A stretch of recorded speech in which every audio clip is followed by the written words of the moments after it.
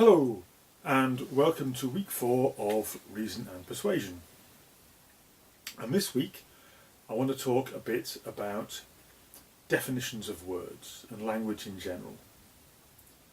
But before I get into that, I just want to say a word of warning, put a condition on it.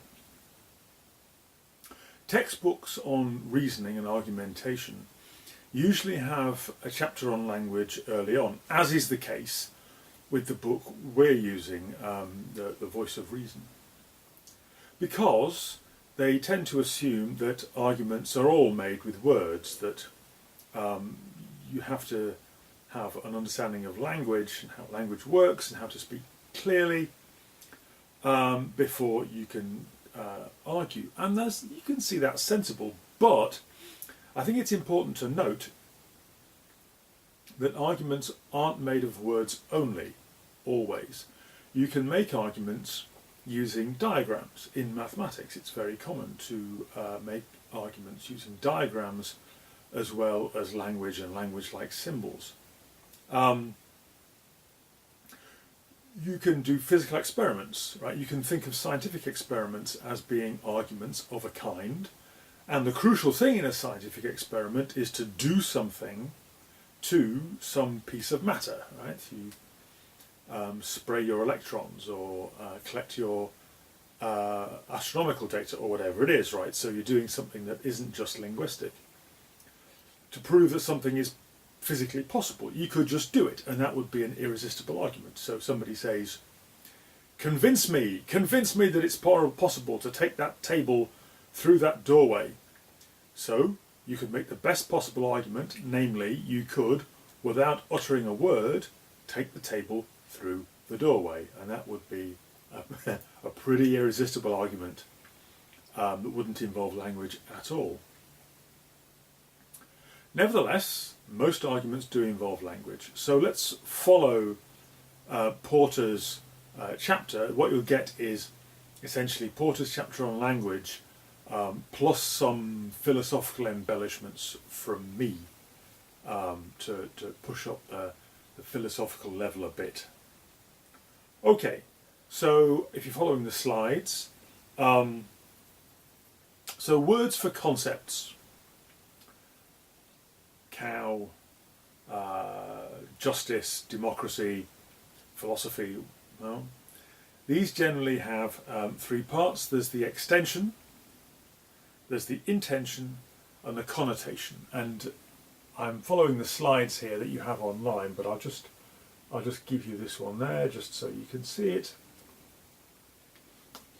So the extension is the list of things that the concept correctly applies to, right? So for example, the concept of creature with a heart. The concept of a creature with a heart applies to the following list: Tony Blair, Clever Hans the Counting Horse, Lassie, the bird that's in the tree outside my house, the rats on the underground, my cat, Skippy the bush kangaroo, and so on, right? Long list of creatures that have hearts. Now consider the list of creatures that have kidneys. Well, here's an indicative list: Tony Blair, Clever Hans the Counting Horse, Lassie, the bird outside my house, the rats on the underground, my cat, Skippy the bush kangaroo, and so on. It's the same list, right? The list of objects that belong to the concept creature with a heart is the same as the list of things that belong to the concept creature with kidneys. So those 2 concepts have the same extension. They are said to be co-extensional, right? Co-extensional. So that's the extension of a concept. It's all the things that it's true of. So why are they different concepts, right? Creature with a heart, creature with kidneys. They apply to, those 2 concepts apply to the same list of things, but they're different concepts. You could conceive of a creature with a heart but without kidneys somehow. Well, because they have different intentions. And note the spelling, we're talking about intention with an S rather than intention with a T. So the intention is, if you like, the conceptual content that attaches to the word.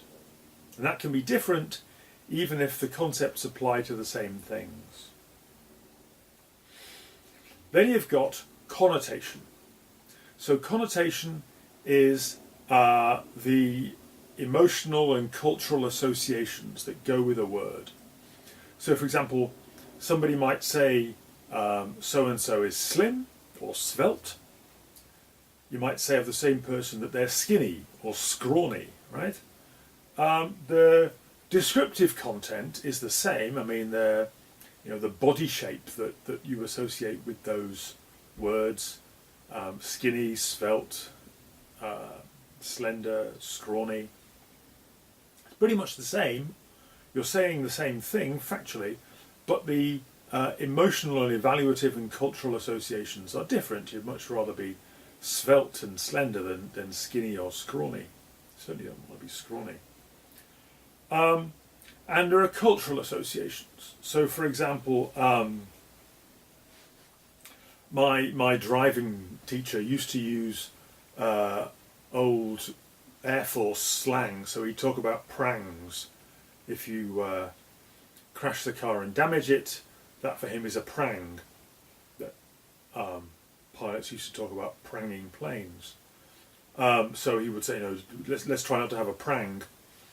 The police would talk about an RTA, a road traffic accident. It's the same event, it's the same thing, it's one car knocking into another, but different user groups, different cultural connotations, right? For me to use the word prang in the way that he did, well, I think it would be a sentimental archaism, to use a phrase from George Orwell that we saw a couple of weeks back. Okay, so that's connotation. So that's our three elements of meaning that you get imported. There's the extension, the intention, and the connotation. So that's pretty straightforward. Let's think a bit now about different theories of meaning. So what does a theory of meaning have to do? It has to explain how arbitrary sounds connect with the world. Language is a collection of arbitrary sounds. There's nothing canine about the noise, dog, and so on, right? How does that work? Well, one option, and now I'm going to run through some naive options, and none of them will really work. And the lesson there is not that philosophers have no idea how language works. What it means is that the naive options that you may first think of are being naive, don't work terribly well, but thinking through why they don't work sets you up to do, well, philosophy of language in the third year, essentially. Okay, so the first naive option that doesn't really work is the referential theory of meaning. So the idea with the referential theory of meaning is this. We kind of understand how names work, right? When you're very little, somebody decides, you are going to be called whatever your name is, and there's a bit of a kind of public ceremony, and it's agreed, and from then on, that's your name. And it's your name because people use it to refer to you. So if we could somehow extend that to cover other kinds of language, other kinds of word, then that would be good. The trouble is that for abstract terms it leads to Platonism. Because, okay, what does the word Brendan mean? Well, when I'm in the room, it means this object, right? It means this thing here.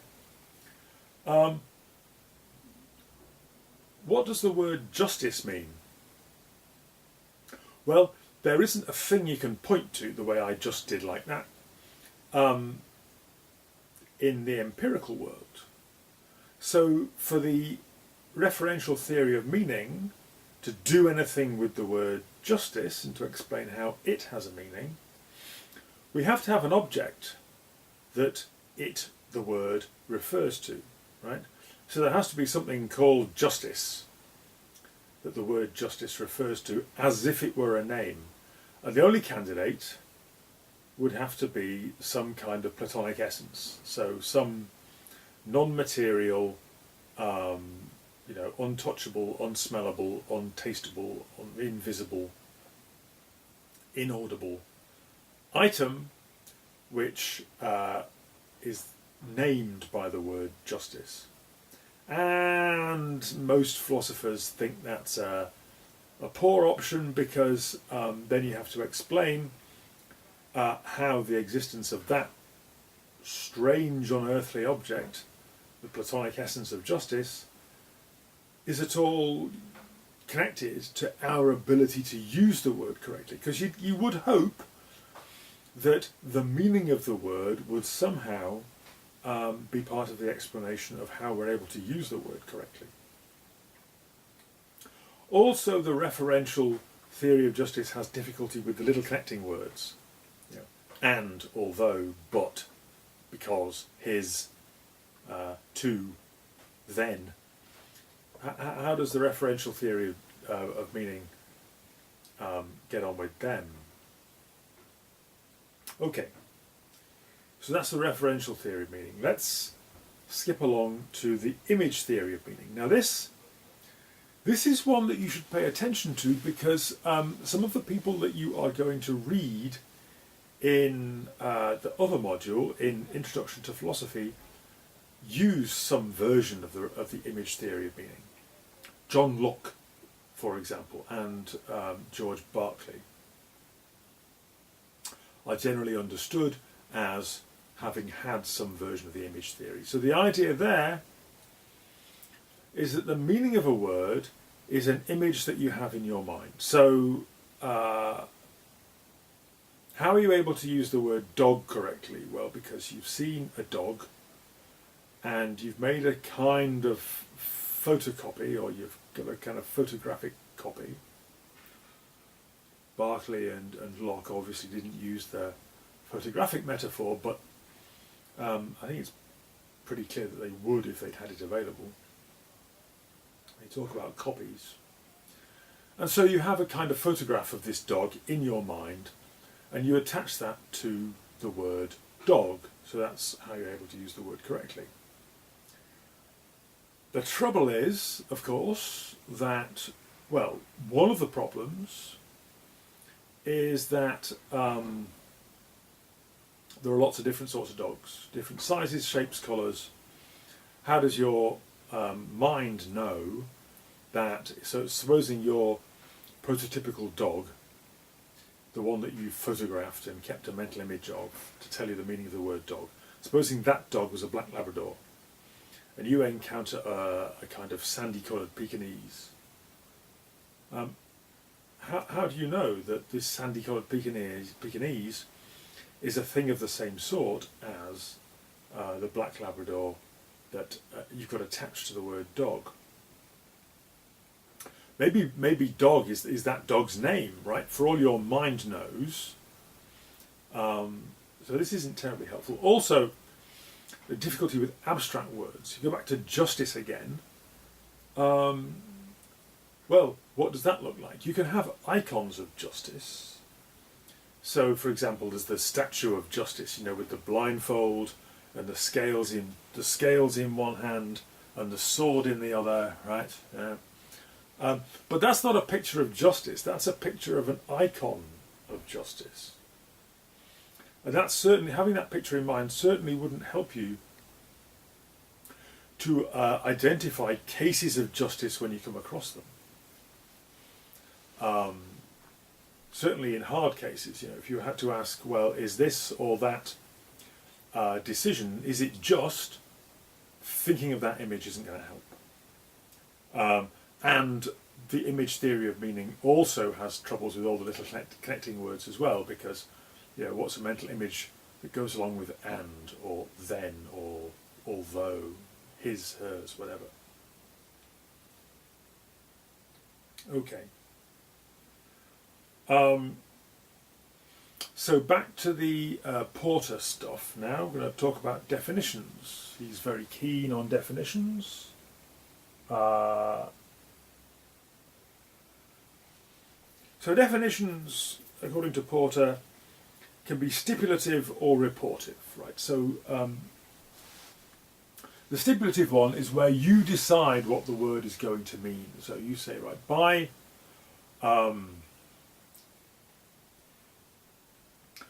groupoid, I shall mean an algebraic object with the following properties, right? And then you write them down. You write down the axioms for groupoids or whatever it is, and there you are. You have defined your word. So stipulative is always where you stipulate the meaning of the word, and you can do that in maths and science when you invent new concepts. Or they can be reportive. So reportive definitions are the ones you find in dictionaries. Dictionaries invent new meanings. They try to just record the meanings that words have already. Right? So different definitions may also work by giving lists of necessary and sufficient conditions. So a necessary condition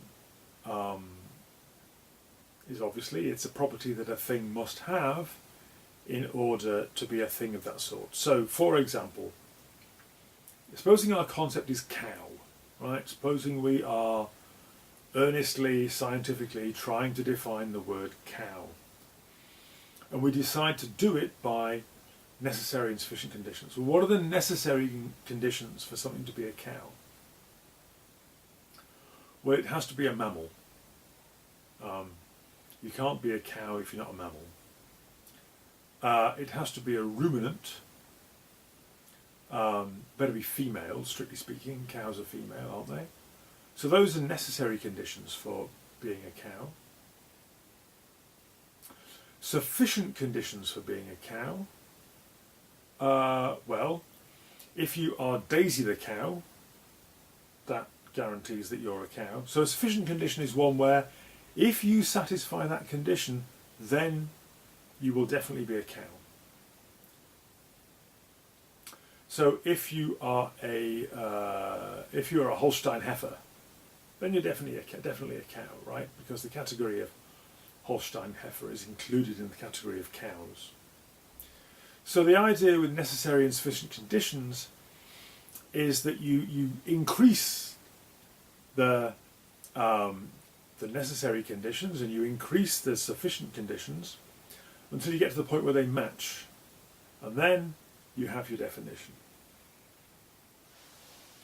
Now, if you think that that works, well, that only works if both language is very tidy and also if the world is very tidy, right? So if you think the world neatly divides up into categories that sit inside each other, so that you can say, well, to be Daisy the cow, you have to be a Holstein heifer, and to be a Holstein heifer, you have to be a cow, and to be a cow, you have to be a ruminant, and to be a ruminant, you have to be a mammal, and to be a mammal, you have to be an animal. To be an animal, you have to be a living thing. There you are. You've reached your top category. Well, maybe the world is organised like that in some parts. But then there are things like the duck-billed platypus that seem to reach across categories. There are things that seem to break the boundaries. There are fuzzy boundaries. So there seems to be a kind of metaphysical commitment to an orderly world built into the idea of defining by necessary and sufficient conditions. So this is quite important. This is a point I want to dwell on a bit. If what you have to say about the structure of language has something to say about what you think about the structure of the world. If you think that language maps onto the world pretty closely, and if you think that language is ultimately rather tidy in the way its concepts fit into each other, you know, like Russian dolls, well, then that commits you to a rather tidy metaphysics. If you think that the world is a sort of surging, untidy thing with fuzzy edges and categories that flow into each other and you know, that just won't be tidied up, then if language is too tidy, then it will be inaccurate, right? So maybe if you think the world is like that, then maybe calling for clear definitions is actually unrigorous, because you come up with an inaccurate, because excessively tidy, picture of what the world's like. So your philosophy of language quickly says something about your approach to philosophy and the world in general. Other definitions might just give synonyms. They might just give you a word that has the same meaning, but you know, this may or may not be useful to you. Ultimately, it only takes us round in circles. Anyway, definition may not be the best way to convey or understand the meaning of a word. Examples, contrasts may help you more. Okay. Now, moving beyond Porter, I want to give you some reasons for not relying on dictionaries. First reason, there are going to be several. First reason, words depend on their context, on their contrast, and on idioms. So, for example, the word man can be contrasted with woman, boy, dog, angel, you know, God, and so on. You know, if someone says to you, "Be a man," they might mean, you know, don't be a child. They might, if they haven't been paying attention to gender politics for the last 50 years, they might mean don't be behaving like a woman. You need to know, right? To know what somebody means when they say act like a man. Well, you know, it may mean don't act like an animal, or it may mean, if somebody says you are a man, that may mean you're not a god, right? So that the meaning of that remark depends on which contrast is in play. And you won't get that from the dictionary, really. The dictionary may offer you those options. It may help a bit, but it won't tell you which one of them is in play on the occasion of use and the particular case that you're reading or hearing. Words might mean the same thing according to the dictionary, but they have, like what we said about connotation. So if somebody says, "You look a vision," that's good, right? Somebody says, "You look a sight." Well, you know, strictly speaking, vision and sight mean the same thing, but those two sentences, I think, mean different things. So a dictionary won't tell you which contrast is in play and what the context is. You have to read the rest of the text to find out. This is a bit of humanities holism, right? I am going to bang on about humanities holism in future weeks, but the basic thought is that in the humanities and humanities disciplines, we tend to understand things by putting them in their context, by thinking about what other words, what other gestures, what other cultural goings on are packed in around the thing we're trying to understand. Whereas in the mathematicized sciences, physics, chemistry, and so on, you understand things by taking them out of their context, by stripping off all the local details. So you know, if somebody throws a if somebody throws a book out of a window, you want to know when it'll hit the ground. You don't think of it as a book, you think of it as a point mass. And you certainly don't think about which book, right? Whereas humanity's understanding of this event, you want to know, well, which book and who threw it, under what circumstances. Makes all the difference if it's a religious text, might mean one thing. Possibly an author might throw their own book out the window, and that would be a completely different gesture. So in the humanities, you understand things by contextualizing, whereas in the natural sciences, more often than not, you understand things by taking them out of their context, taking the details off. Second reason for not relying on dictionaries in philosophy is that great philosophical works often lead to a shift in the meaning of the central terms. So, Kant wrote, I have it here, I'll show you.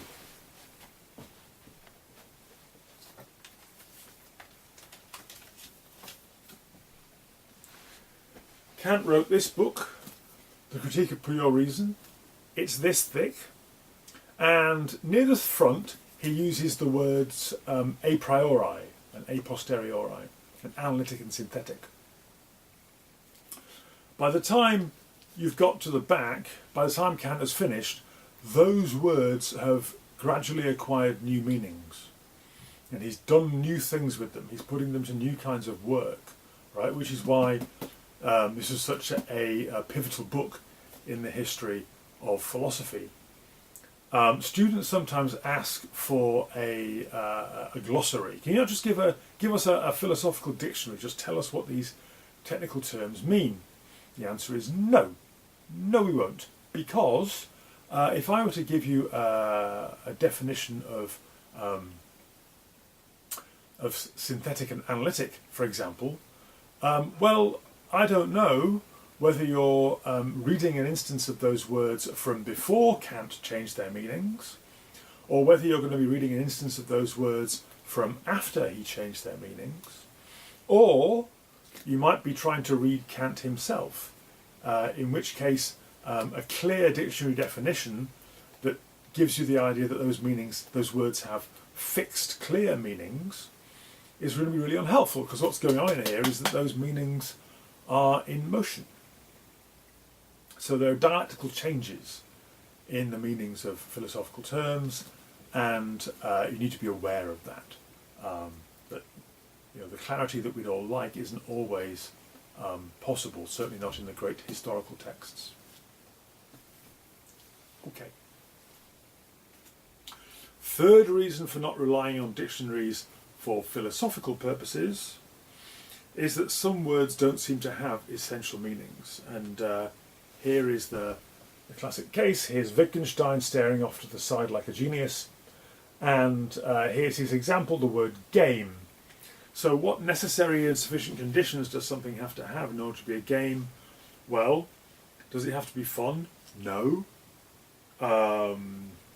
Word association with your psychiatrist may not be fun.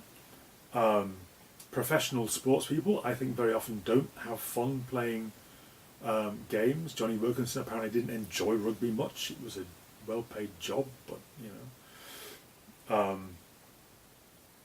do they have to have rules? Well, no. Little children play all sorts of games that don't seem to have any rules. Cats and dogs play games. What are the rules of them? Doesn't have to be a human activity, because cats and dogs and dolphins play games. All these more intelligent mammals are all capable of play. And so on. So anything that you try and identify as the core of the concept of game, there is an easy counterexample. Doesn't matter. The word can function perfectly well. That's why they're called family resemblance concepts, right? Because you should think of a family photograph. And on that family photograph, there will be recognizable family features. There'll be a family nose, or family ears, or something like that. And it may be that there's no one thing that everybody in the family has, right? But everybody in the family has enough of the various features that you can recognise the family resemblance. And maybe words like game work like that. That's an interesting thought.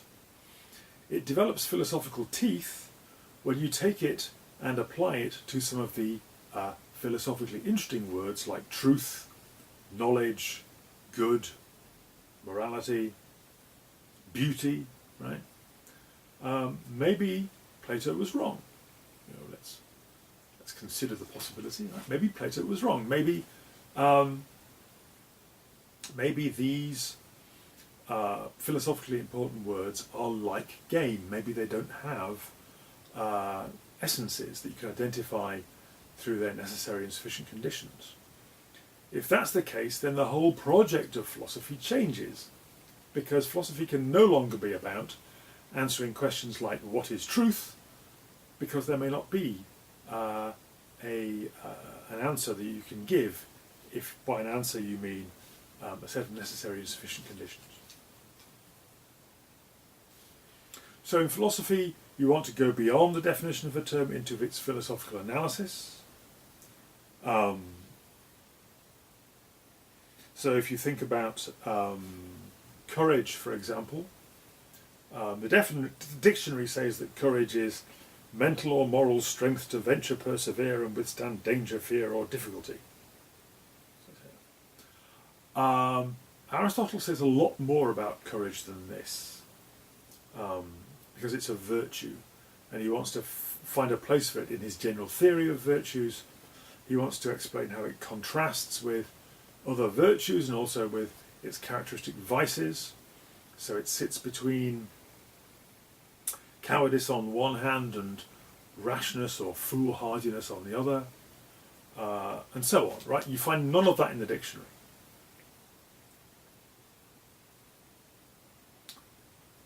And finally, I want to say a word about grammar. You will find that philosophy lecturers are sticklers for grammar. You will also find that writing philosophy may put strain on your grammar that it hasn't felt before, because you will be trying to express complex thoughts, and that requires writing complex sentences, and to make those sentences work, you have to get the grammar right. So you have to understand how to attach dependent clauses and all that kind of stuff. And that can be a bit boring and difficult. But, as well as being useful for clarity, you should think of grammar as logic in the raw, logic in the wild, logic in its raw natural form. It's not an accident that some words in logic, like predicate for example, are also words in grammar. The two things overlap. We saw Orwell arguing that clear writing and clear thinking go together. This is a similar sort of thought, that good logic and good grammar have got something to do with each other. Grammar allows us to refer to objects that aren't present. I can say, well, we had a rather shabby Christmas tree last year. That Christmas tree is long since gone. I can refer to it. And fiction, right? In fact, we didn't have a Christmas tree. So in fact, that was a fictional Christmas tree. We can do that using grammar. Other animals can't do this. If you think about meerkats have various squeaks and sounds that they use to warn the rest of the meerkats about birds of prey and snakes. And they have to be different, because if a meerkat warns about a snake, they all climb trees, and if it warns about a bird of prey, they all run down holes. It's very important to get the right one. No meerkat can refer to their own perspective, talk about the past or the future, talk about things that aren't present. No meerkat can say, is it just me, or are there really more snakes around this year than last year? Right? Meerkats can't do that. So What's distinctive of specifically human language is not vocabulary, although our vocabulary is much bigger than any other animal, but it's not vocabulary, it's grammar. It's grammar that marks us out from the other animals. So, think on this. When your philosophy lecturer marks your work and pedantically corrects all your grammatical mistakes, they're not just covering your work with a depressing amount of red ink. They are trying to move you a little further away from the animals and a little higher towards the angels. You may not appreciate this, but